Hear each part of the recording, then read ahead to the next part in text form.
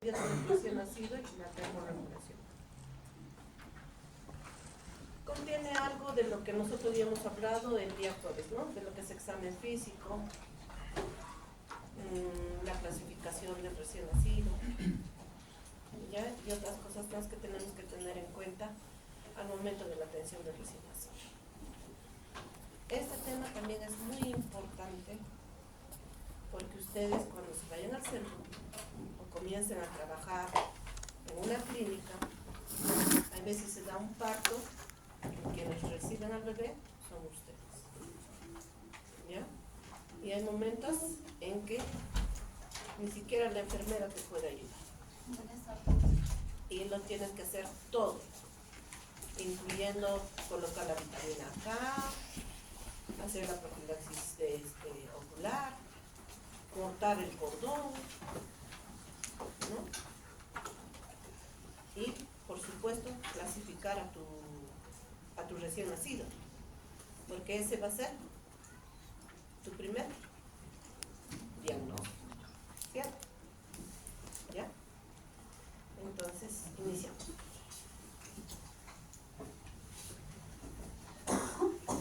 La atención inmediata del recién nacido, no que todo son todas las acciones, los cuidados, procedimientos que nosotros vamos a realizar en el momento del nacimiento del recién nacido, ¿no? Para lograr una adaptación en la vida extrauterina, sea esta fisiológica y humanamente posible. Pero ¿cuál es nuestro objetivo con esta atención inmediata que vamos a realizar? Uno, realizar una historia clínica, ¿no? Completa, tanto del embarazo, parto y el nacimiento. Facilitar el apego a través del contacto piel a piel, que se va a hablar en este tema. Facilitar el inicio de la lactancia materna en la primera hora de vida. Valorar la vitalidad del neonato. Realizar el examen clínico completo. Pesquisar malformaciones, como ya hemos dicho, ¿no? Vemos y vamos viendo si hay alguna malformación congénita. Identificamos al recién nacido, porque todo bebé tiene que salir de sala de parto o de sala de operaciones con su identificación, ¿ya? Para que no tengamos ese problema de que me lo cambiaron, que me lo robaron, ¿no? Entonces tiene que salir con su identificación y eso es muy importante. Realizar la profilaxis con la vitamina K, realizar la profilaxis ocular y trasladar el recién nacido según el requerimiento, ¿no? Luego de evaluar la vitalidad, ¿no? Ahí decidiremos, ¿se va con su mamá o se hospitaliza? Continuamos. ¿La circulación fetal y la circulación extrauterina son lo mismo? No, porque dentro de lo que es la circulación fetal tiene ciertas comunicaciones el corazón derecho con el izquierdo, ¿no? Entre aurícula y aurícula, entre ventrículo y ventrículo, y entre la aorta y la pulmón. Entonces, solo una pequeña cantidad de sangre va a llegar a los pulmones. No hay intercambio gaseoso en el pulmón dentro del vientre materno. Quien da el oxígeno es la mamá a través de la placenta, ¿no? Y el cordón umbilical, ¿ya? Entonces la sangre va a volver al lado derecho del corazón y desde la vena umbilical tiene donde llegue la vena umbilical va a mantener, la saturación más alta. En cambio, en una circulación extrauterina, el bebé respira y todos esos orificios se cierran fisiológicamente en algunos se mantienen abiertos, en especial en quienes En los Down. los Down, que no están prematuros, porque todavía no han terminado su maduración, ¿ya? Entonces acá el trayecto de la circulación transicional, el bebé respira y la resistencia pulmonar disminuye y la sangre va a viajar hacia los pulmones. hay un intercambio gaseoso en los pulmones y entonces la sangre que va a volver al lado izquierdo del corazón, de los pulmones, va a tener la saturación del oxígeno más elevada. ¿Ya? Hay algunos que mantienen todavía las comunicaciones, pero si estas son pequeñas, pueden cerrarse en el tiempo, ¿no? A la semana, al mes, podemos esperar hasta 6 meses o hasta un año que cierre esas comunicaciones. ¿Ya?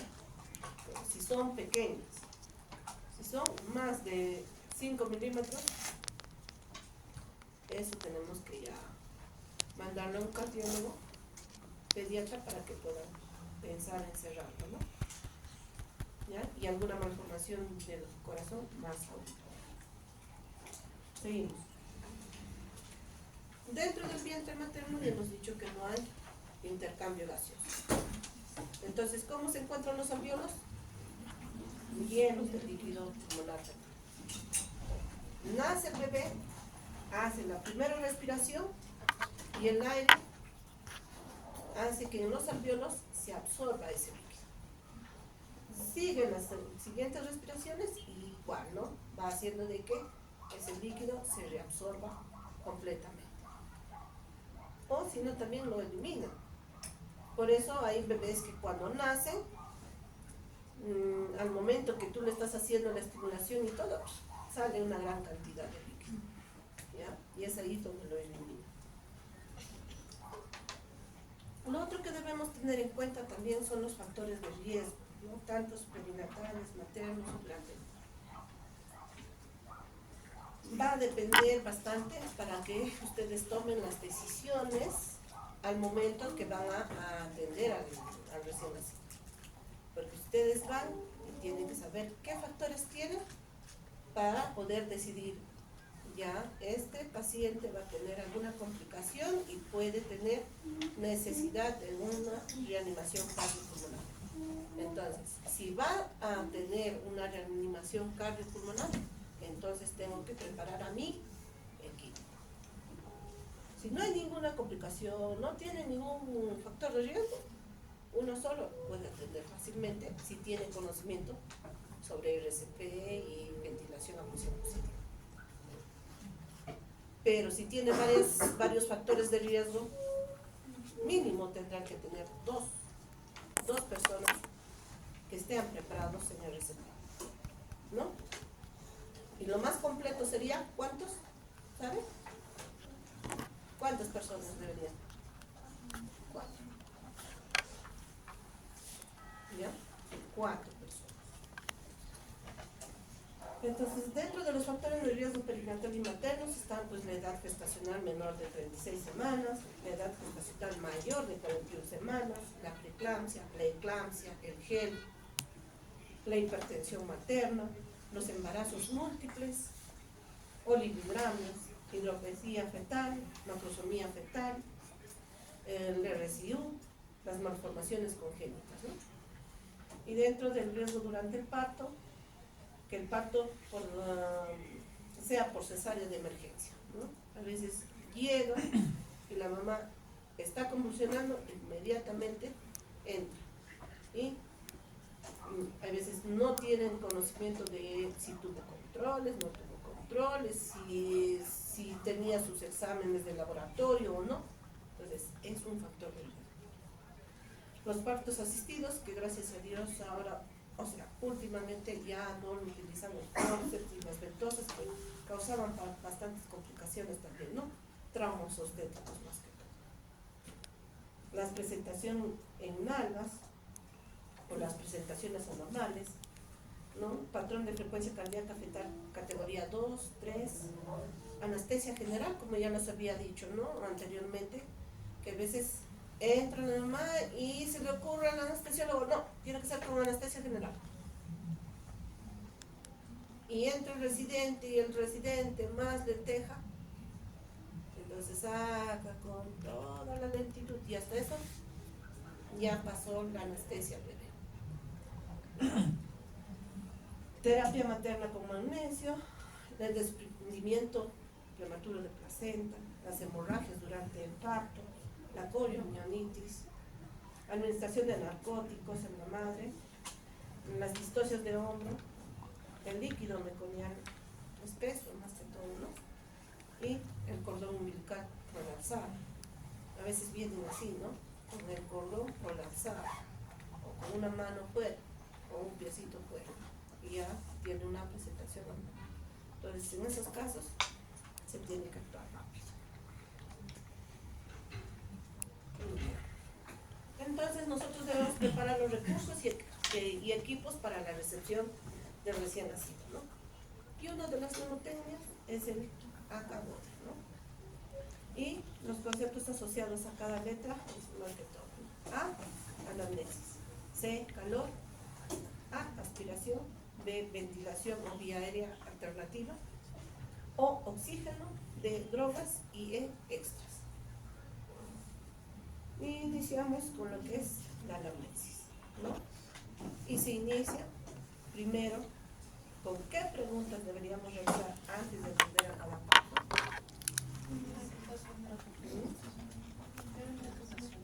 Lo primero que cuando nosotros estamos en la atención inmediata, llama por teléfono y dice: licenciada, va a entrar a la sala de operaciones un bebé que ha ingresado por emergencia.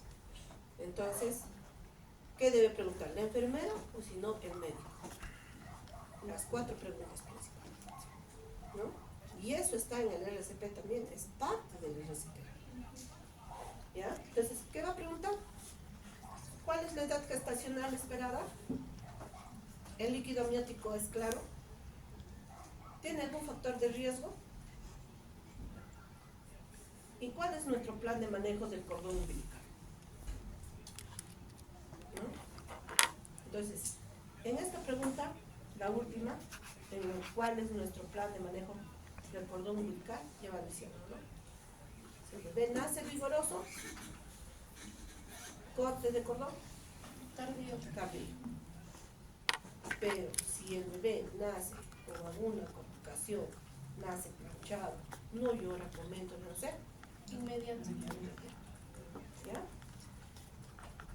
Y lo otro es que, por ejemplo, en otros países, ¿ya? En otros países tienen banco de cordón umbilical por las células madre. Entonces ellos se ponen de acuerdo.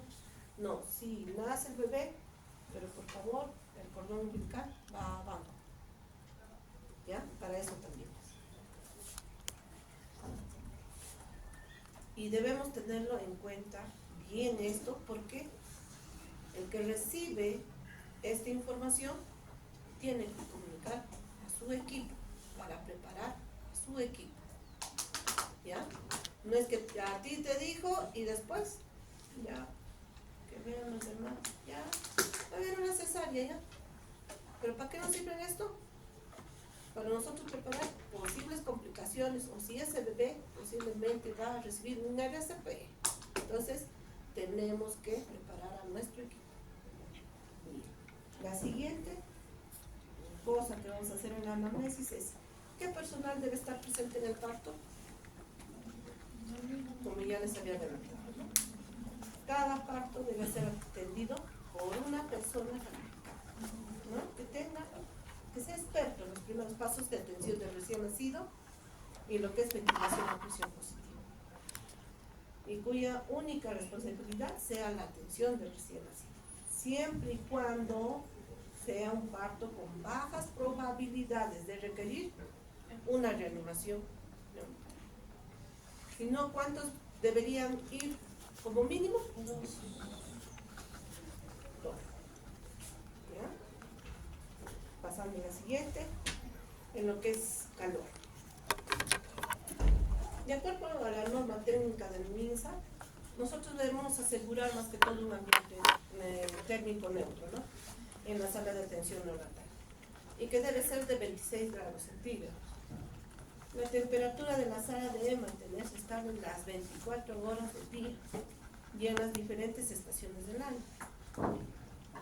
Si ya algunos han entrado a atención inmediata, se van a dar cuenta que siempre está prendido la servocuna y los calefactores, para que se pueda mantener el ambiente a 26 grados. La OMS lo que dice es que una temperatura ambiental recomendada de 24 a 26. Y la American Heart Association recomienda más que todo que la temperatura sea de 23 a 25 grados, ¿no? Además, debemos tener en cuenta de que las puertas y ventanas deben ser cerradas y debemos estar evitando la formación de corrientes de aire, ¿no?, que disminuyen la temperatura ambiental. Por eso, cada vez que ustedes entran a atención inmediata, por favor cierra la puerta, ¿no?, porque tienen que mantener esa temperatura. Si se dispone una cuna radiante, se debe mantener precalentada en un 25% de temperatura. Y una vez que nazca el bebé, tienen que aumentarla a 75 hasta el 100%, que va a equivaler a una temperatura de 30 grados aproximadamente. Entonces, ¿qué cosas nosotros vamos a necesitar para dar calor? ¿No? Nosotros vamos a necesitar, más que todo, como ya les había hablado, sobre la cuna radiante o servocuna, como nosotros lo llamamos. En algunos hospitales cuentan con colchón térmico. En nuestro Perú, ¿no?, apenas tenemos toallas precalentadas para poder albergar, ¿no? Lo otro, que debemos colocar gorros al momento del nacimiento, ¿no? Utilizar termómetro, servocontrol, ¿no?, en donde le colocan en la piel y entonces en la servocuna va diciendo cuánto de temperatura tiene el bebé. La bolsa de polietileno que vamos a utilizar en ¿quiénes? Prematuros. En prematuros y bajo peso, ¿no? Las bolsas de polietileno y los paños limpios que toda atención inmediata tiene, ¿no?, y que todo está precalentado. De ahí pasamos a lo que son la aspiración de secreciones. Dentro de la aspiración de secreciones igual nosotros vamos a tener ciertos materiales, y todos los materiales que les estoy indicando, se supone que una vez que ustedes tuvieron ya la información de los factores de riesgo, formaron su equipo, van a sala de partos o a sala de operaciones, entonces van colocando todo lo que van a necesitar para el momento de la atención del recién nacido. Por eso deben saber todo esto. Por ejemplo, en mi hospital, ellos ya tienen preparados, ¿no?, en unas bandejas donde se encuentran todos los materiales. Porque se ha dado casos en el que nacen en la cama los bebés, o en las camillas. Entonces, hasta que tú te vayas a traer tu guantes, vayas a traer tu mambo, el bebé se muere. Entonces, tienes que tener todo a la mano y debes verificar que todo esté funcionando. Porque al momento que ya el bebé nace, no funciona el aspirador. No, mira, no prende la servocuna, ¿no? Entonces, nosotros tenemos que tener en cuenta eso, porque nosotros tenemos solamente un minuto para hacerlo. Un minuto, ¿no?, que le puede costar la vida al bebé, ¿ya? Entonces es por eso importante que ustedes conozcan todos los materiales que se utilizan. Entre ellos está pues el aspirador, ¿no?, del circuito de aspiración armado, la sonda de aspiración que tiene de diferentes tamaños, porque si nosotros tenemos un recién nacido con líquido meconial espeso y no está vigoroso y tenemos necesariamente que aspirarlo, vamos a utilizar el más delgado o el más grueso. El más grueso, porque si utilizas el más delgado no vas a hacer nada, ¿ya? Entonces, todo tienes que tener, todos los números ahí de la sonda. La silicona de conexión, el aspirador de meconio, que no lo utilizamos ya, ¿no? La pera de goma, esta sí que lo utilizamos bastante, en el cual, más que todo, ¿no? La técnica es apretar antes de colocar a la boca y soltar cuando ya se colocó en la boca, ¿no? Para poder aspirar, ¿ya? Como a veces yo les digo, ¿no? a los residentes, a ver, ya, lo vas a atender. Lo primero que hacen es, colocan la perilla y aplastan. Pues, ¿qué están haciendo? Disminuye la presión. ¿Ya? Entonces, eso es lo que tienen que tener en cuenta. Y primero es aspirar boca y después Nariz. Y seguimos. En lo que es la ventilación y vía aérea, nosotros vamos a tener como materiales, más que todo, ¿no? Las mascarillas anatómicas y las redondas de distinto tamaño, desde el más grande hasta el más pequeño, ¿ya? Porque ustedes saben que la mascarilla no debe ir sobre los ojos, ¿cierto? Y si es un bebé bien pequeño, no vas a utilizar pues el más grande, no le vas a dar nada de oxígeno, no vas a poder dar la presión que vas a necesitar para poder sacarlo a ese bebé de esa dificultad respiratoria. Entonces, por eso es importante también esto, ¿ya? Lo otro son las bolsas autoinflables, ¿no? Con reservorio abierto o con reservorio cerrado. Aunque nosotros le llamamos ambú, ¿no? Pero la marca en realidad es ambú, la marca. Y ahí vamos a tener lo que es el reanimador con pieza en T. Pero esto se necesita pues una máquina especial, oxígeno y aire comprimido. Si no tienes todo eso, no sirve. No sirve, ¿no? Pero si es que hay, es muy, o sea, te da mayor facilidad para poder sacar al bebé. Porque tú a través de eso puedes dar presión, ¿no? El PIB y el P. Y hay las bolsas o los inflados por flujo, ¿no? Que no utilizamos mucho porque tenemos que tener una buena presión de oxígeno y a veces no se infla bien y no da un buen oxígeno, ¿no? Lo otro que nosotros vamos a tener en cuenta son los tubos de neotraqueales, que debe haber también igual de todos los tubos, ¿no? Y que hay de 2, 3 medio, hay veces que utilizamos hasta 4. Pero estos no tienen los CAF. En los adultos tienen un CAF que ustedes inflan, ¿no? Para que no se mueva el tubo. En los bebés no tienen CAF. ¿Ya? En los bebés está prohibido utilizar con CAF. ¿Ya? ¿Por qué sería? ¿Saben? No. Puede producir necrosis en el epitelio, en la tráquea. Y entonces estaríamos produciendo más complicaciones en el bebé. ¿Ya? Una mascarilla laringea que no se utiliza mucho porque no hay. Si queremos tener esta máscara laringea, tendría que ser, o sea, para cada niño. Y que lo compren, es muy caro, y en el Perú no tiene. Lo otro, laringoscopio con hojas de tamaño 0, 0 y 1. Y esto tienen que tener en cuenta, ¿no? Lo que son las dimensiones del tubo endotraqueal.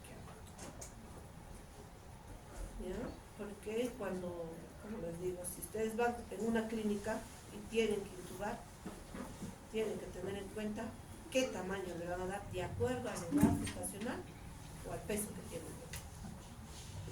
¿Ya?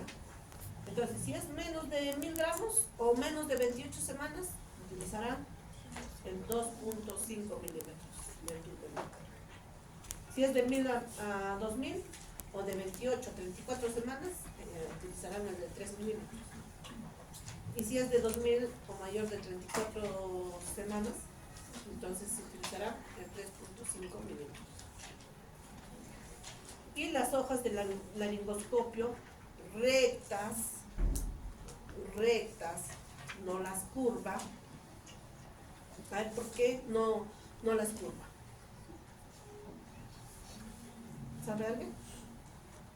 ¿Por qué utilizamos laringoscopio? O sea, las hojas rectas, no curvas. Por la anatomía más que todo del bebé, ¿no? En el bebé es mucho más recto, ¿no? Cuando tú colocas se ve ahí mismo lo que es las cuerdas vocales.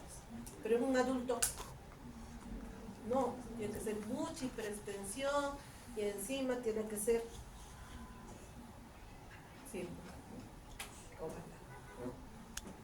para poder colocar, porque haces tracción. Nosotros no hacemos tracción en el bebé, valoramos sencilla. Lo que se hace nada más es levantar, ¿ya? Por eso se utiliza rectas. Entonces en el prematuro extremo la hoja es de 2 ceros, en el prematuro hoja 0, 1 0, y a término la hoja número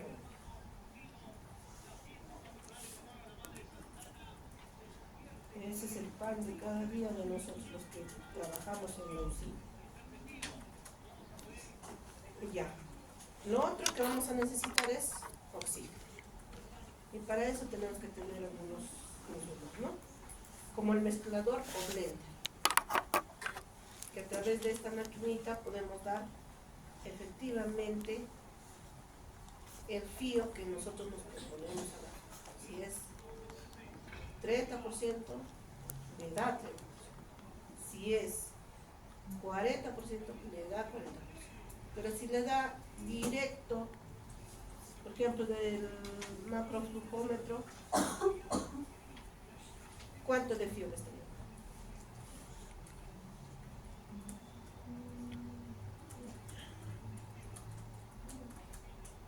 100%. 100%. Aunque digan, no, pero yo le estoy dando solamente 1 litro, entonces, 1 litro, ¿cuánto significaría? ¿Cuánto de fío? 24%. Pero en neonatología nosotros consideramos 100%, aunque sea 1 litro, 2 litros, 3 litros, 4 litros. ¿Ya? Porque el blender lo que hace es combina aire comprimido con oxígeno y lo convierte a lo que yo le estoy programando. Pero en el flujómetro, macroflujómetro, no, es directo. Y solamente nos basamos en cuántos litros le estamos dando, ¿no? Y lo otro que debemos tener siempre también es el sensor del oxímetro de pulso, ¿no? Y esto también lo deben tener en cuenta los objetivos de la saturación, porque hay veces vienen al examen y te hacen y te preguntan, ¿no? Y tiene unos 3 minutos de vida, pero presenta más o menos un 70% de saturación. Y si no sabes, esa saturación está muy baja. Ya que tal la presión positiva, de obligación a presión positiva. No, mejor le ponemos ya oxígeno. ¿Estaría bien? No, porque sería el momento de adaptación que está haciendo el cuerpo. ¿Cuándo vamos a obtener de 90 o de 85 a 95% de fío? A los 10 minutos. A los 10 minutos. Así es que cuando atienden y le pone su pulsioxímetro y te da bajo y tiene 2 minutos, 3 minutos, no te desesperes. Espera. Ya. Lo otro que vamos a tener en cuenta también son las drogas, ¿no? Dentro de las drogas nosotros debemos tener lo que es la bandeja estéril con pinzas, ¿Ya? La pinza iris, el bisturí, los catéteres umbilicales y la llave de triple vía, ¿no? Porque al momento de nacimiento y cuando nosotros vamos a hacer un RCP básico o avanzado, un RCP avanzado, cuando ya estamos dando ya lo que son, ya estamos dando tanto su ventilación, su masaje cardíaco, no responde el bebé, ya tenemos que entrar a dar lo que son las drogas, ¿no? Y a través de dónde lo vamos a dar, aunque algunos a través del tubo endotraqueal, mientras que no tiene una vía, se puede colocar, pero no funciona igual. Entonces, por eso ahí es lo que se necesita cuatro, ¿no? Es que el otro va oxiando, el otro va masajeando, el otro va alistando todo y el otro va colocando la vía, ¿no? Por eso necesitamos las pinzas, porque tenemos que colocar inmediatamente o hacer el cateterismo umbilical, ¿ya? Y lo otro, a veces no pueden, se dificultan más en introducir el catéter umbilical, en especial si no son pues especialistas, por ejemplo. Para nosotros, como ya tenemos ya experiencia, yo por ejemplo un cateterismo lo hago en 15 minutos, ¿ya? Pero en 15 minutos con todo y su fijación, pero al minuto ya está colocado el catéter. Pero los que no tienen experiencia, hasta que busquen la arteria y la vena, por eso es importante conocer, ¿no? Cuál es la vena, cuál es la arteria. Entonces, ¿la vena es más grande o más pequeña? Más grande. Por eso cuando ustedes ven el cordón umbilical, pareciera dos ojitos y una boca. Entonces, la boquita es la vena. Los dos ojitos es la arteria. ¿Ya? Entonces, si no pudieron colocar, entonces hay que colocar el troca de los crisis, ¿no? En la rodilla. Para poder colocar o mantenerlo con una vía solamente por el momento. De ahí, la E de extras, es más que todo se refiere a los otros materiales que vamos a nosotros utilizar, ¿no? Como son todas las jeringas de todos los números que debemos tener, desde la tuberculina hasta una jeringa de 20 centímetros cúbicos, todas las agujas, desde la más pequeña hasta la más grande, el estetoscopio, la incubadora, los guantes, cloruro, ¿no? Para medir también el centímetro, las sondas, ¿ya? Tijera y todo lo necesario para nosotros actuar. ¿Hasta acá está claro, chicos? ¿Sí? Entonces iniciamos la atención. Ya tenemos todos los materiales, ya tenemos todo nuestro equipo con toda la información del bebé. Entonces entramos a sala de operaciones o entramos a sala de partos y se da el nacimiento. Entonces, en el nacimiento, ¿qué es lo que vamos a preguntarnos? Edad gestacional. ¿Nació a término? ¿Tiene contorno? ¿Respira y llora? Eso es lo que tenemos que preguntar. Y si es en sala, si todo es sí, entonces, si es en sala de parto, va a permanecer el bebé junto a la madre durante la atención de rutina. Igual se hacen los pasos iniciales, se le da calor, se le seca, se le estimula, se coloca la cabeza en posición de olfateo, se aspira secreciones si fuera necesario y se va evaluando constantemente. ¿Ya? También hacemos en sala de operaciones, pero mucho depende de cómo, del equipo que entramos, tanto de pediatras o de neonatólogos y ginecólogos y anestesiólogos, porque hay algunos ginecólogos que ellos quieren hacer todo rápido. Si es que lo van a hacer la cesárea en 15 minutos, mejor. ¿Ya? Entonces hay algunos que no, pero hay algunos que sí, que saben eso. Entonces hasta el momento que nace, si está todo vigoroso, podemos hacer lo que es apego, ¿ya? Esperando, o sea, tocando lo que es el cordón para el corte tardío, ¿ya? Sí se hace también.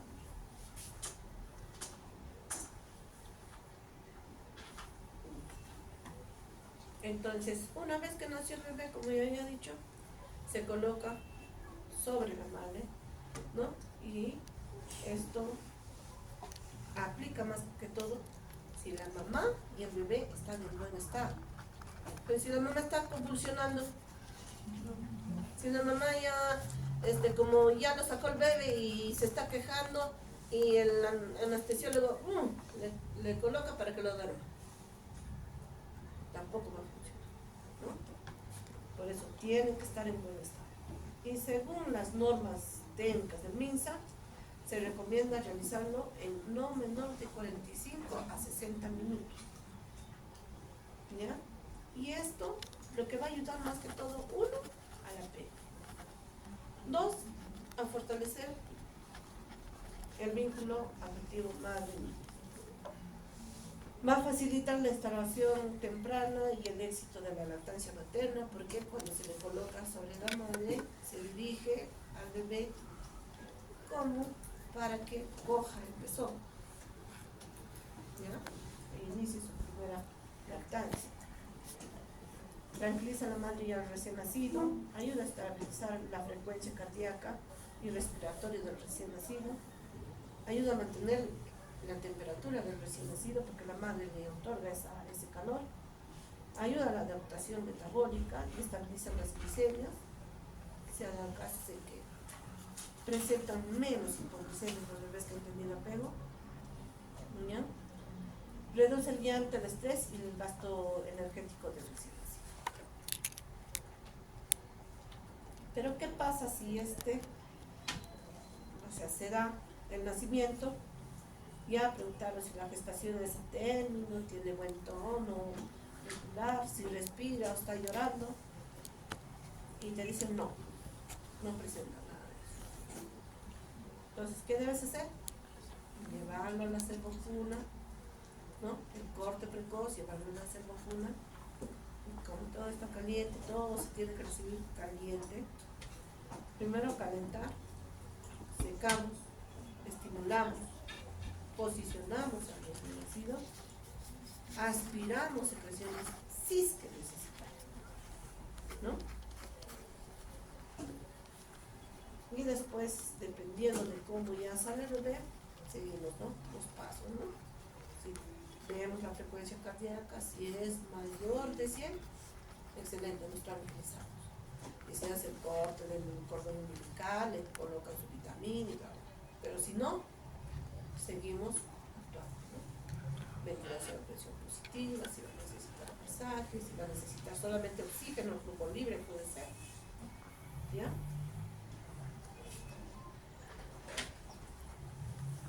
Y entonces, lo primero que debemos hacer es proporcionar calor y secar. Debemos utilizar campos limpios y secos. En sala de operaciones siempre entregan todo un paquete de pañitos bien calientes para poder recibir, ¿no? Y son estériles, por eso la enfermera tiene que ponerse todo el material estéril, y si ustedes están también igual tienen que ponerse todo estéril para poder abrir el paquete que vas a recibir con esa bebé. La temperatura del bebé mientras se estabiliza debe ser de 36.5 hasta 37.5. Debe existir un énfasis en secar la cabeza, porque a través de la cabeza pierde más. El secado no es necesario en el recién nacido pretérmino menor de 35 o 32 semanas, ¿no?, de gestación. Porque a este bebé nosotros le vamos a colocar en el polietileno, un plástico, para que pueda reducir más que todo la pérdida de calor por evaporación. ¿Ya? Entonces no necesitamos estarlo secando. Lo único que haces es lo colocas en el polietileno, ¿no?, y colocas la bola para que mantengas calor. Lo otro que debemos hacer, habíamos dicho, es estimular. Un frote suave en la espalda, ¿no?, el tronco o las extremidades, ¿no?, el piecito también se le puede frotar. La estimulación demasiado vigorosa no es útil y puede causar lesiones. Nunca se sacude al bebé, ¿ya? Como he visto en un TikTok, era de, o sea, según ellos, ¿no?, que estaban haciendo llamadas, que habían logrado que el bebé salga. ¿Pero de qué forma? En la India era, ¿no?, que lo agarraba, lo ponía de los pies, lo golpeaba, de nuevo lo ponía, lo secaba y otra vez lo levantaba y le daba de golpes al bebé y otra vez lo colocaba. Todo eso provoca de que el bebé después tenga una hemorragia intraventricular. Por eso nosotros no podemos hacer eso. Por eso se ha hecho un manual de RCP neonatal, ¿ya? Y que cada paso que se hace en el RCP neonatal ha sido estudiado. Y cada 5 años se va cambiando. Antes se decía, no, primero la agarras, le secas y comienzas a aspirar. A todos se le aspira. Ahora ya no. Ahora ya no. ¿Ya? Entonces al bebé no se le saca. Y cuando está sacando también el bebé en la cesárea, decirle, ¿no?, que lo coja bien. Que a veces lo agarran y lo ponen de los pies ahí, coja. Pies arriba y cabeza abajo.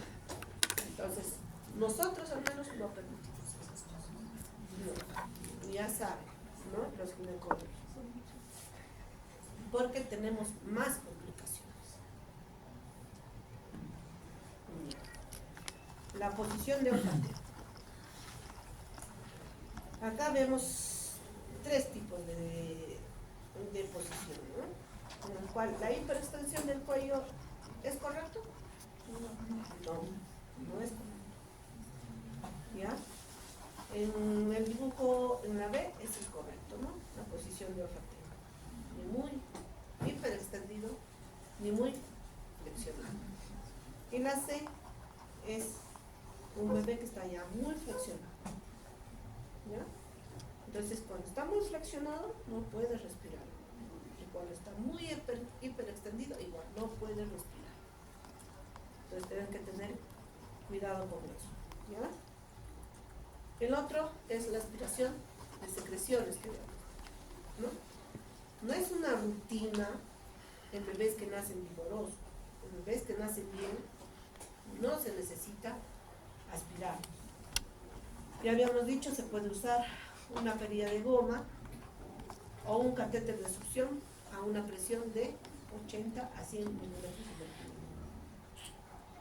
Como ya habíamos hablado, primero se aspira boca y después nariz. Pero ¿a quién sí se debe aspirar las secreciones?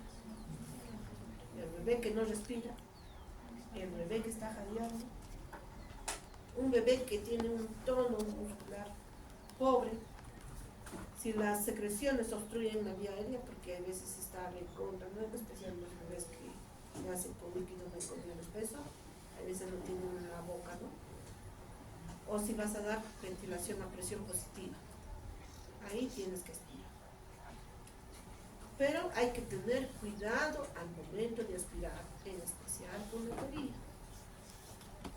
Porque si estimulamos la faringe posterior durante los primeros minutos, después del nacimiento se puede provocar la reacción vagal, ¿no?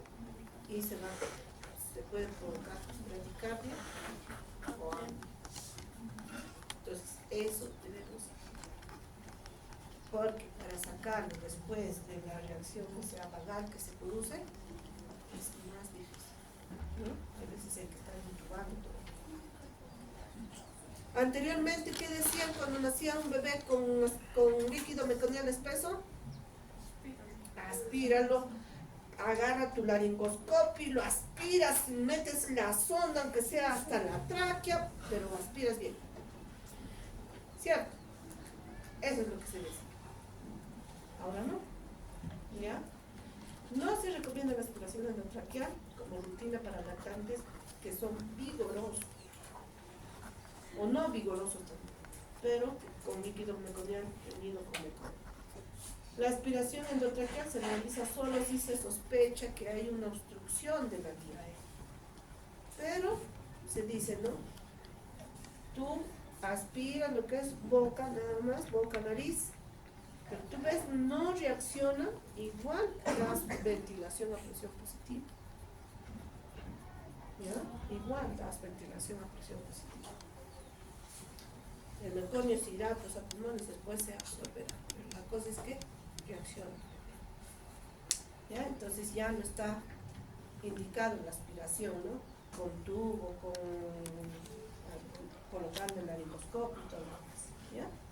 Eso es lo que se dice más que todo. Las guías de reanimación cardiopulmonar y otros, ¿no? Seguimos. Lo otro que vamos a hacer, como les decía, es el manejo del cordón umbilical, que ya le habíamos hablado, ¿no? Las guías de American Heart Association de baja, ¿no? Dice que el pensamiento debe ser más o menos a los 30 segundos. Mientras que se coloca por encima de la madre, se seca, se evalúa, ¿no? Se dice esto, tenganlo en cuenta.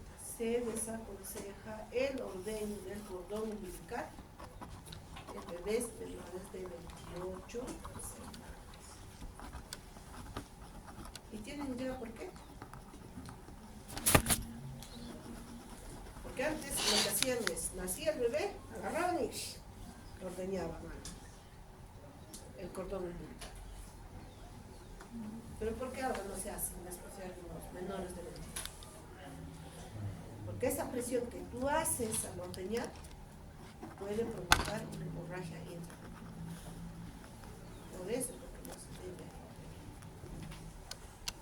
Ya, el European Resuscitation más que todo habla que el pinzamiento tardío al menos debe ser en 60 segundos en los natos que no requiere reanimación, y también plantea considerar el ordeño en mayores de 28 semanas y un pinzamiento fisiológico cuando sea posible hacerlo de forma segura. El grupo de la reanimación neonatal de la Sociedad Española, en cambio, habla sobre un pinzamiento tardío que sea al menos un minuto, y debe ser una estrategia de elección para el recién nacido a término y prematuros, ¿no? De cualquier edad gestacional, nacidos por vía vaginal o sea cesárea, que no requieran una reanimación inmediata. Y lo que debemos tener en cuenta, ¿no? Acá en la MINSA se recomienda que en recién nacidos a término y en buenas condiciones para el pinzamiento y corte del cordón umbilical se debe esperar más o menos de 2 a 3 minutos post nacimiento, lo cual va a ayudar a la mejora de reservas de hierro del recién nacido. Por eso, cuando el bebé nace prematuro, encima con complicaciones, que se le corta precozmente el cordón, se ha visto que comienzan a hacer anemias al segundo mes, al tercer mes. Los niños que tardaron en cortar el cordón, recién a los 6 meses comienzan a bajar su reserva de hierro, ¿no?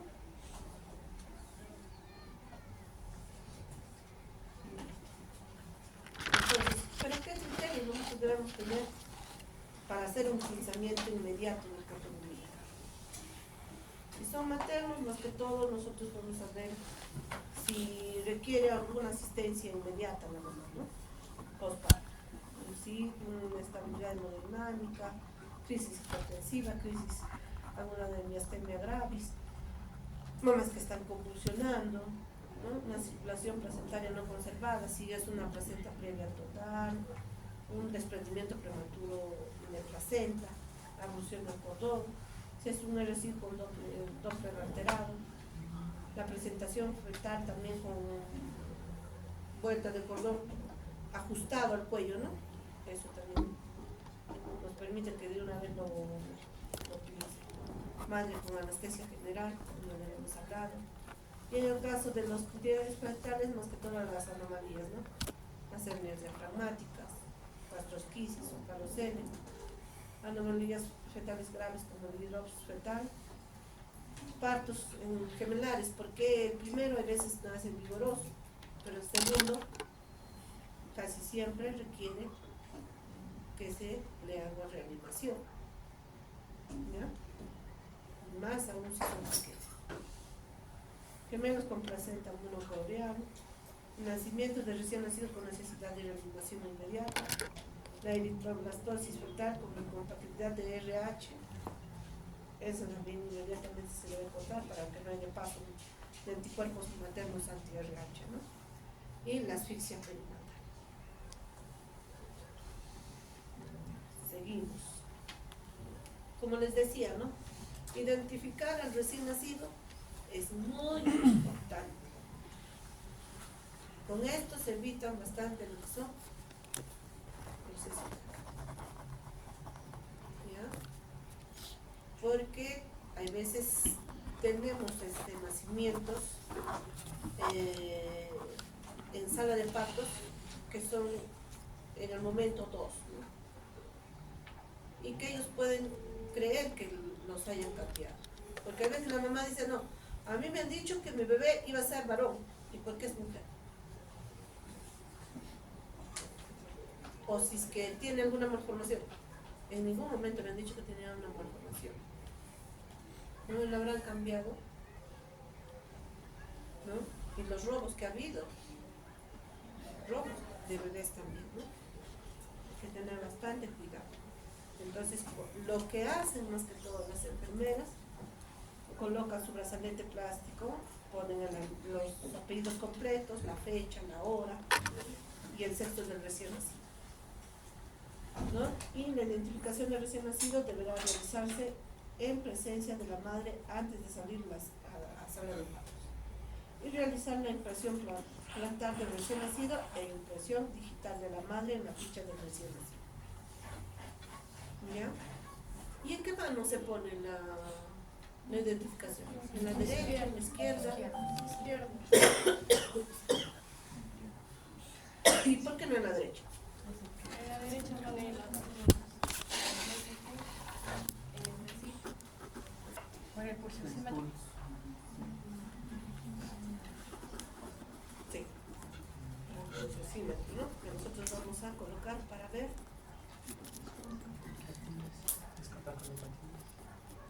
la pre. ¿Ya? Entonces, por eso no se pone en el lado derecho. Seguimos.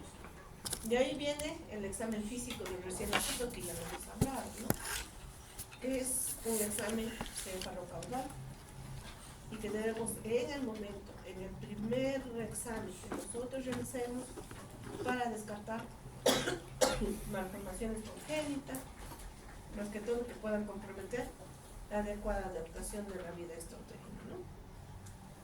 Y todo debe ir documentado en la historia clínica perinatal. Lo otro que se realiza también en lo que es la atención inmediata es la sonografía, donde realizan la medición del peso, la talla, el perímetro cefálico, el perímetro torácico y el perímetro abdominal, ¿no? Y todo esto también igual colocar en la historia perinatal. De ahí ya se empieza a hacer lo que es la profilaxis del cordón umbilical. El cordón umbilical ha de ser cortado en condiciones de asepsia y punzados con seguridad. Y hay que tener bastante cuidado con esto, ¿no? Porque se ha dado casos en el que por quererlo sacar rápido no piensan bien el cordón. Entonces se entregan a la enfermera y la enfermera en ese momento no se da cuenta que no tiene el pinzado, ¿no? O que se salió la pinza.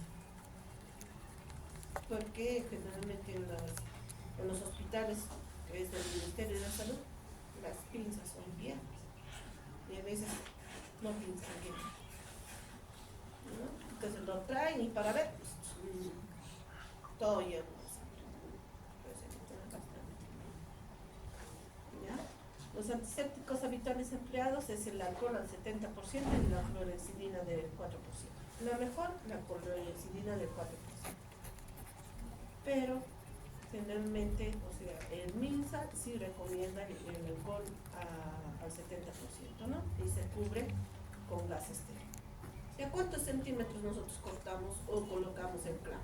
2 o 3. ¿Ya? 2 a 3 centímetros o 12, ¿no? Tienen que tener en cuenta eso, porque después cortan demasiado grande, envían a los hospitales. Entonces, ¿qué provoca el que se abrir?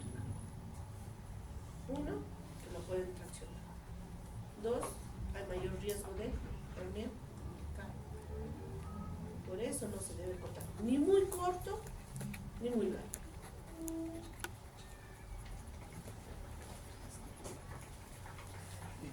Ya.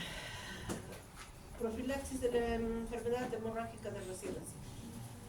La Asociación Americana de Pediatría recomienda la administración de vitamina K en una sola dosis intramuscular de 0.5 a 1 miligramo.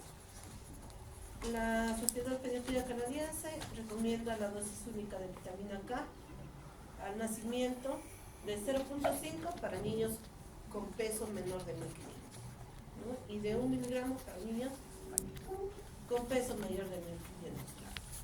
Vía intramuscular, tercio interno de la cara anterior del muslo. ¿De qué pierna? ¿Izquierda o derecha? Izquierda. Ahí sí es por la. Ahí sí es por la. Porque la vacuna, ¿qué vacuna? ¿La BCG? Hepatitis. La hepatitis. Le van a colocar en la pierna. Han visto que todo tiene su porqué, ¿no? Todo tiene su porqué.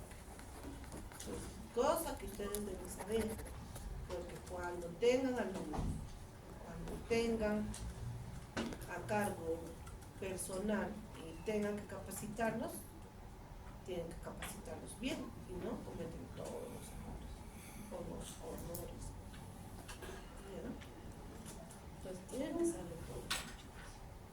Norma técnica del MINSA te recomienda vitamina K, 1 miligramo intramuscular en el recién nacido a término y 0.5 miligramos en el recién nacido a término. Pretérmino. Seguimos. Entonces, lo otro que van a realizar es la profilaxis ocular. El CDC recomienda usar un ungüento oftálmico de eritromicina de 0.5% en cada órgano. La OMS, más que todo, recomienda para prevenir lo que es conjuntivitis neonatal, ¿no? Lo que recomienda es tetraciclina, clorhidrato al 1%, o puede ser la eritromicina 0.5%, la povidona, la iodopovidona, ¿no? De 2.5, que es bien difícil de hacerlo, nitrato de plata, ¿no? que no se utiliza mucho por las complicaciones que trae, y lo que es el clorarfenicol, la 9%. En realidad, todos esos, no utilizamos. Además podemos conseguir algunas veces la tetraciclina, pero lo que más utilizamos es gentamicina y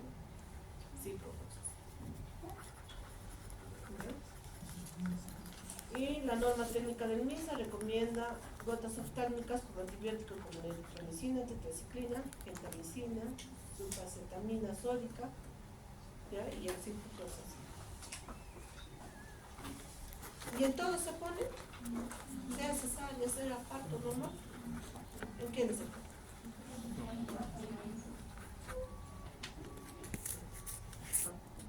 Solamente partos vaginales. ¿Ya? En cesárea no. ¿Por qué? ¿Por qué en cesárea no? No hay contacto con el canal de espacio. No secreción, no hay contacto con la secreción.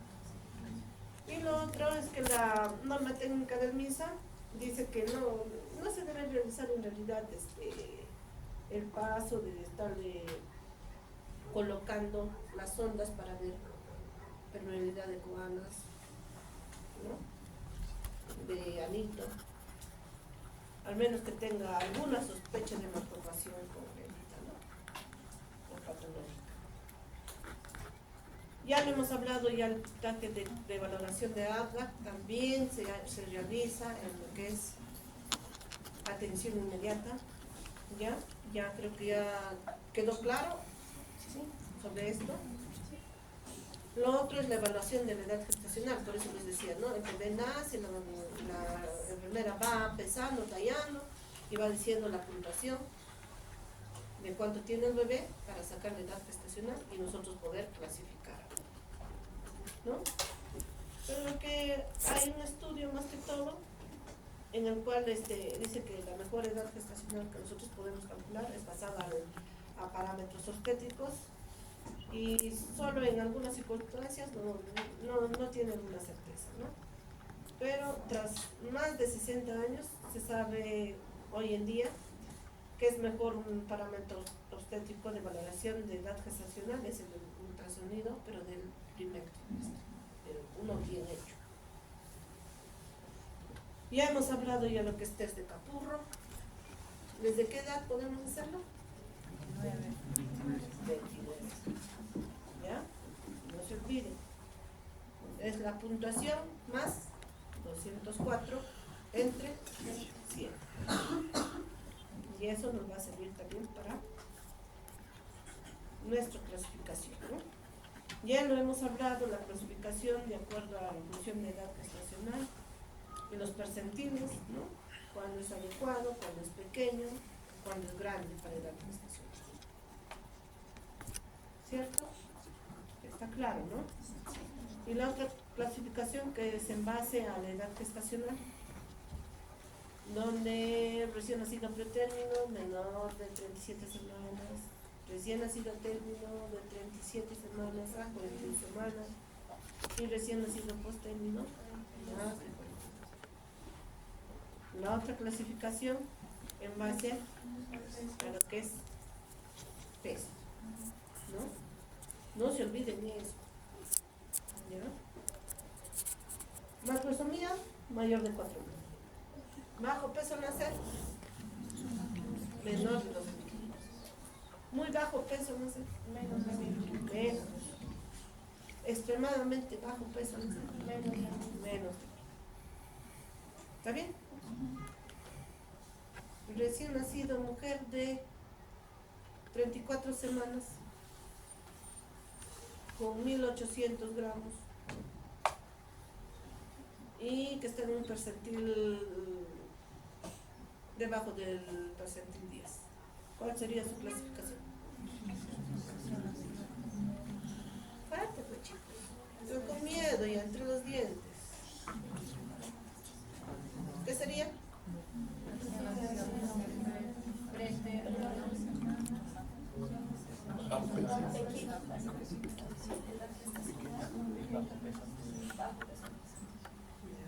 Recién nacido pretérmino, mujer de 34 semanas, pequeño para edad gestacional, 34 semanas por Capurro o examen físico.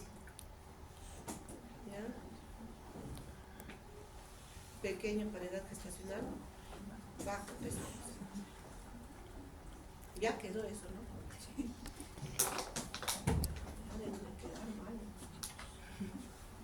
a llamar todavía los resultados. Ahora iniciamos a hablar, ya terminamos lo que es atención inmediata, pero una parte importante de la atención inmediata también es la termorregulación de los bienes. Hasta acá todo, ¿claro? ¿Sí? Seguimos. La termorregulación del recién nacido es producto más que todo del equilibrio de la producción y la pérdida de calor, y se conoce, a eso se conoce como termorregulación. De acuerdo a la Academia Americana de Pediatría, el Colegio de Ginecología y Obstetricia, la temperatura adecuada es de 36.5 a 37.5 grados centígrados para una temperatura axilar y rectal en el recién nacido. Y una temperatura en piel se considera una temperatura abdominal. El valor normal es de 36 a 36.5 de acuerdo a la Academia Americana de Pediatría, ¿no? Más que todo, la termorregulación del recién nacido es el equilibrio entre la producción y la pérdida de calor, que repercute más que todo en el desarrollo y comorbilidades en el recién nacido, por la adaptación de vida intrauterina y en especial en los pretéritos. Un bebé que está muy frío, que ha nacido sin complicaciones, por el hecho de estar frío, comienza con desesperaciones, comienza con sus sueños débiles, ¿no? Y otras complicaciones. Pues es muy importante el calor que se debe dar al bebé, porque ¿cómo se encuentra dentro del vientre materno? Vientitos, ¿ya? Y esta transmisión de calor se produce a través de 4 mecanismos: conducción, convección, evaporación y radiación. ¿Ya? Entonces, pero este conocimiento de estos mecanismos se va a actuar a medida que nosotros tenemos para evitar o permitir proporcionar un ambiente térmico neutro. ¿Pero qué se llama ambiente térmico neutro? Más que todo es el rango de temperatura del ambiente dentro del cual la temperatura corporal debe estar dentro del rango normal. El gasto metabólico es mínimo, o sea, hay menos consumo de oxígeno y glucosa, y la termorregulación se debe lograr solamente con procesos físicos basales y sin control vasomotor, o sea, una vasoconstricción periférica. ¿Y cuánto es la temperatura de un ambiente térmico neutro? 26 grados. Y empezamos con la conducción. Conducción más que todo se da por la transferencia de calor entre dos cuerpos en contacto directo, ¿no? Las principales fuentes de pérdida de calor en el recién nacido va a ser el colchón, la báscula, las manos frías del profesional, ¿no? Por eso cuando nosotros queremos hacer un examen físico al bebé, a veces se lavan y con la mano fría quieren tocar al bebé, ¿no? Y el bebé, ¿no? Reacciona. Y a través de eso nosotros hacemos que pierda, ¿ya? Que pierda temperatura. Este mecanismo es muy influido tanto por la diferencia de temperatura como por el tamaño de las superficies del contacto. Para prevenir esta pérdida hay que valorar la temperatura de los objetos, el contacto con el recién nacido y precalentarlos. Por eso, si viene el bebé envueltito con todos los pañitos calentaditos, los sacan para pesarlo, tallarlo y ya tienen como unos paños más calientitos para poder colocar al bebé y poder envolverlos, ¿no? La otra manera de perder, ¿no? Es la convección, que es la transferencia de calor de una superficie sólida con el aire o líquido a su alrededor. En este caso, la fuente de pérdida de calor sería la temperatura y las corrientes de aire en la sala de parto superior. Para prevenir, se debe evitar corrientes de aire, calentar el oxígeno y aerosoles que se vayan a administrar, realizar el gaseo con temperatura adecuada. Las incubadoras proveen bastante de calor mediante convección disminuyendo el gradiente de la temperatura entre el ambiente y el recién nacido. Y para conseguir un ambiente térmico neutro deben precalentarse de 34 a 36 grados centígrados durante 30 a 45 minutos antes que nazca el bebé. ¿No? Entonces, si tienen la oportunidad de entrar, por ejemplo, a sala de operaciones, ya la incubadora está calentándose para el momento en que nace y se le lleva en la incubadora. Ya no están fríos, ¿eh? La otra manera de perder calor es por evaporación. Acá la pérdida de calor en forma de energía empleada en la conversión de agua de estado líquido a gaseoso. La pérdida por evaporación puede ser insensible, como a través de la piel, la respiración, y sensibles por la sudoración. Las principales fuentes de pérdida de calor serían la aplicación de soluciones frías, permanencia de campos o compresas estériles o húmedas. A veces lo ponen para poder calentarlo, pero lo colocaron húmedo, ¿no? Claro, está caliente, pero está húmedo los pañitos. Entonces tienes que cambiar, ¿no? Al momento, antes de colocar, ya te debes estar dando cuenta. Para prevenir esto, debe mantenerse la piel seca, ajustar la humedad del ambiente a las semanas de gestación y días de vida, ¿no? Por eso se recomienda más que todo humedad según la edad gestacional. Cuando nosotros, por ejemplo, hospitalizamos y vamos a colocar a un bebé a incubadora, aparte que la incubadora le da calor, también le da humedad. Por eso de acá dice, ¿no? Entre los 26 a 28 semanas de edad gestacional, la humedad debe estar al 100%. Entonces nosotros ponemos, ¿no? Incubadora cerrada para temperatura de 36 a 36.5 más humedad al 100%. Así se coloca el bebé rápido. Más aún si son pues, los prematuros, que pierden bastante, ¿no? Lo otro es entre los 29 a 32 semanas, una humedad de 70 a 80%. Si es de 33 a 34, será de 50 a 60%. Si es de 35 semanas, será un 50%. Y un recién nacido a término, una humedad de 30%. La humedad tiene la propiedad de alterar el requerimiento de la temperatura del niño. A mayor humedad, menor requerimiento térmico. ¿Hasta ahí? ¿Está entendido? ¿Sí? Ya. La otra forma de pérdida de calor es por radiación. Más que todo, por la transferencia de calor entre un objeto sólido que no esté en contacto en forma de ondas, ¿no? La principal fuente de pérdida de calor son las paredes frías, ¿no? Cercanas, las ventanas, las puertas. Y para prevenir se debe evitar la cercanía de los objetos fríos, precalentar las incubadoras antes de introducir al recién nacido por término, evitar incubadoras cerca de la puerta, de la ventana también, ya para evitar esto. Los prematuros y la termorregulación. ¿Por qué generalmente los prematuros tienen más pérdida de calor por esto? O sea, por el hecho de ser prematuros, ¿no? Uno, por la inmadurez. Dos, por el tamaño corporal, ¿no? El limitado depósito de sustrato metabólico, o sea, de glucosa, grasa, glucógeno. Delgada y escasa capa de grasa subcutánea, la grasa parda. Pobre tono muscular para adoptar posición de flexión y reducir las áreas de superficie corporal. Conforme va avanzando las semanas de gestación, mejor será la adaptación, ¿no? De ahí vemos algunos signos y síntomas que te producen la alteración de la termorregulación. Si hay una hipertermia, te provoca un aumento de la tasa metabólica y los requerimientos de oxígeno. Produce periodos de apnea, como les decía, ¿no? O sea, produce complicaciones.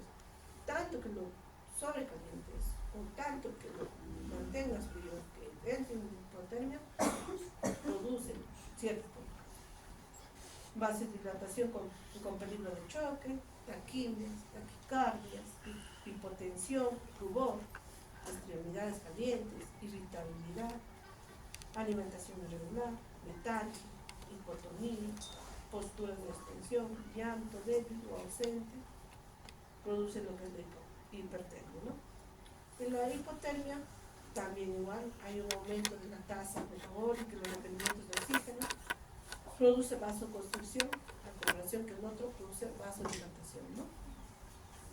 Aumento del nivel de ácidos grasos libres en la sangre con disminución de la glucosa e interferencia en los niveles de la bilirrubina, episodios de apnea, cuerpo frío, tacto, aprocianosis, aumento del requerimiento de oxígeno, respiraciones irregulares, apneas, taquimias, intolerancia alimentaria, produce distensión abdominal, aumento del residuo gástrico, bradicardia, mala perfusión periférica, disminución de la actividad, letargia, irritabilidad, disminución de los reflejos, hipotonía, llanto débil, succión débil, hipoglicemia. Todas las complicaciones que podemos provocar solamente con hacer enfriar a los bebés. Por eso cuando nosotros, al menos con mi grupo, que pasamos, ¿no?, para hacer un examen físico, tiene que ser rápido y veloz el examen físico que tenemos que hacer. No lo podemos mantener todos desnuditos. ¿Ya? Más que todo nosotros aprovechamos cuando está en la servocuna y tiene un buen calor, ahí no, ahí sí lo podemos un poquito.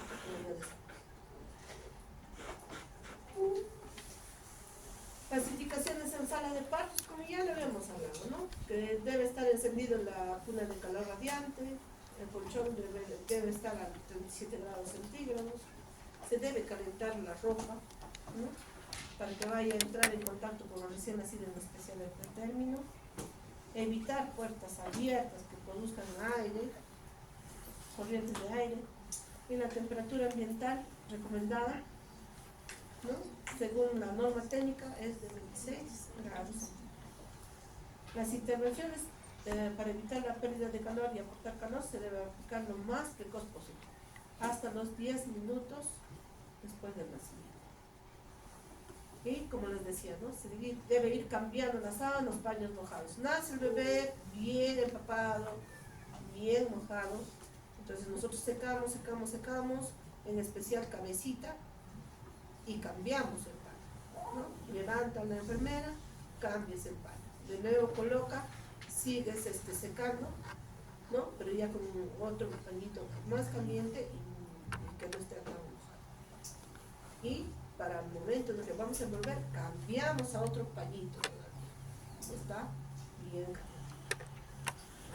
Utilización de oxígeno húmedo y caliente para evitar pérdidas de calor. No se olviden las bolsas de polietileno en niños de 32 semanas. Y lo mejor, ¿no?, contacto piel a piel. En los recién nacidos. La otra forma de que el bebé no pierda temperatura es el método canguro, que es la utilización del método canguro, es una buena alternativa para el cuidado en la incubadora, ¿no? Es eficaz en el control de la temperatura, favorece la lactancia materna, mejora el vínculo en todos los recién nacidos, independientemente de su peso, su edad gestacional, situación clínica, con los recursos tecnológicos disponibles. Al menos en mi hospital se hace mamá canguro y papá canguro. ¿Ya? Porque a veces la mamá está en UCI, ¿ya?, y entonces a veces ese contacto que tienen con el papá o la mamá hacen que se recuperen más rápido, ¿no? Hay bebés que nosotros vemos que no salen, le damos todo, pero siguen, con una complicación detrás de otra. Entonces los colocamos al lado de sus papás, ¿no? El papá hace también, papá canguro, y al día siguiente ya se encuentran bien, ¿ya? Se encuentran bien, vigorosos. Es como si le dieran el valor para poder seguir peleando por su vida, ¿no? Es muy importante el método carburo. Aún así que está recibiendo oxígeno, nosotros intentamos hacer lo que es método. ¿Se comprendió la clase, chicos? Cierto. ¿Ya? Hasta ahí sería.